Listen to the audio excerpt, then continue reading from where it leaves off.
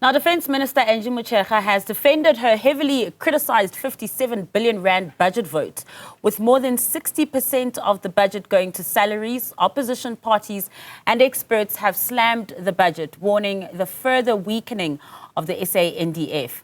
However, Motshekga says her department will do everything to maximise on the little it has. I'm now joined by Ricardo Teixeira, a defence analyst, for more on this. Ricardo, a very good evening to you. A shocking figure indeed, even though the minister has justified this, but 64% exact to be spent on salaries and other things that don't necessarily include the day-to-day of the defence and kind of the gear as well. Talk to us a bit more about this. So I must preface by saying that in any military, because it is a labor-intensive organization and a labor-intensive field, salaries are going to make up a large part of your budget. But in countries like the US or in some of the NATO countries, you still see salaries between the 30 and 50% range. And it really depends on the country and is indicative of how much is actually spent on the human part of the organization. But the bigger problem for SANDF is that while they've got that 64% that is being spent on salaries, not much else has money being spent on it. So they're losing their money for training, and they don't have much operational budget at the current moment. Let's talk about just some of the criticism that the SANDF has gotten in recent months as well when it comes to just the livelihood of the soldiers as well. They've also said that they're going to take a soldier-first approach, but also when it comes to things like having a military jet, having operational devices that are needed. So yes, it is good to see them put some emphasis back on the troops. There's been a shortage of boots and uniforms for a long time, and the morale amongst the rank and file at the moment is quite low. So it is good to see that approach. But yes, there needs to be a lot more funding for maintenance, for training, for operations, because the institution and SANDF and all the various functions that have rely on very large systems. We're talking about ships, we're talking jets, armored vehicles, artillery pieces, drones. They are things that need to be maintained. And this has been a long-standing issue in the Defence Force when we look at their equipment, is that things have not been maintained and the funding has just not been there. And it has caused a long-standing crisis in the availability of these platforms.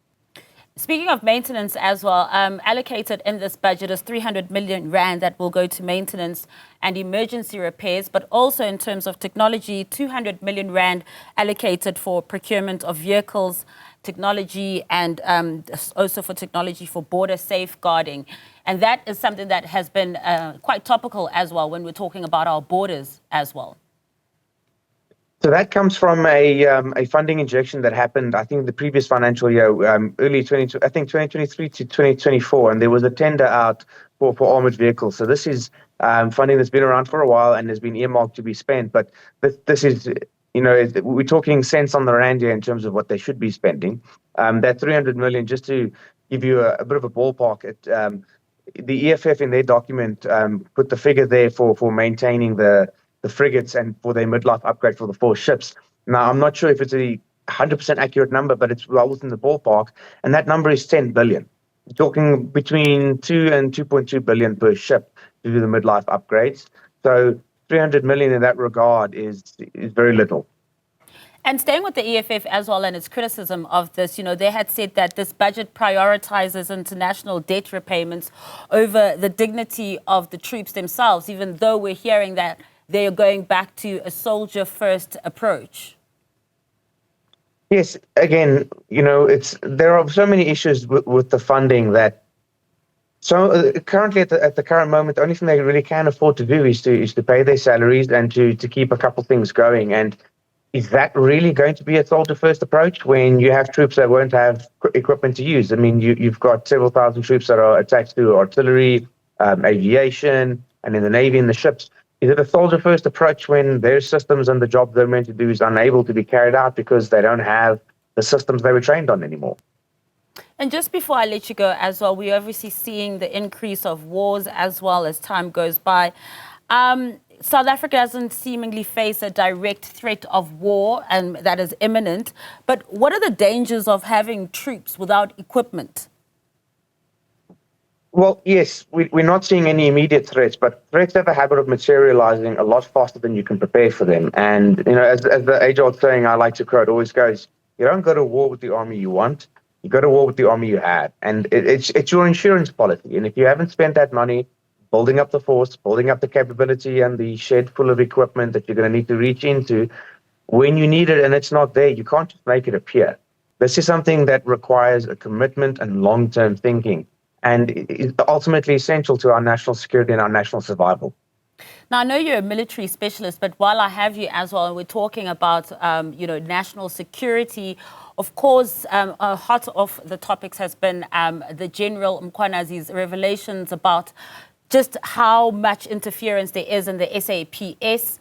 Very serious allegations as well at that. The president will be speaking to us tomorrow regarding that. But if you're looking at the state of our military and you're looking at the state of our SAPS, where does that leave South Africa in terms of security? It leaves us incredibly vulnerable. While it is the military's role to defend the borders and national security and threats from outside the country, it is the police's job to maintain law and order. And I'm glad you brought this up, because SANDF is not the only department in the security cluster that requires a complete restructuring and a complete rethink. SAPS is there with them, as is the SSA. But unfortunately, all three of these departments rely on a document known as the National Security Strategy, which is going to guide our national security priorities and our foreign policy priorities into the next 10, 15 years. And Minister in the Presidency, Khumbudzo Ntshavheni, promised during her budget plenary speech last year on 15 July 2024 that she would release the National Security Strategy as it was approved by Cabinet and the 6th Parliamentary Administration.